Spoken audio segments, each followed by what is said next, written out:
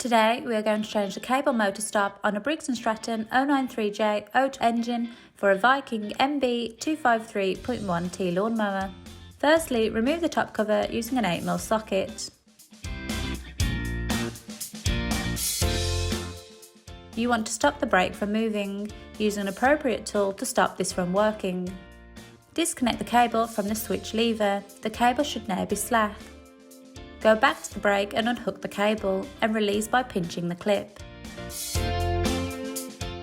Then release the bracket holding the cables in place using a flat screwdriver. Release the cable from the bracket. Thread the new motor stop cable into the bracket until it clips into place. Connect both cables to the switch levers, the motor stop being the back lever. Thread through the cable. Hook the end of the motor stop cable into the smaller hole and then connect the clip into the second hole. Remove the tool, stopping the brake, and test the lever. Then replace the cover and secure. That's how you change the cable stop motor on a Briggs and Stratton engine for the Viking lawnmower. All the parts and tools needed for this task are listed in the description below. Please like, share and subscribe if you found this video helpful.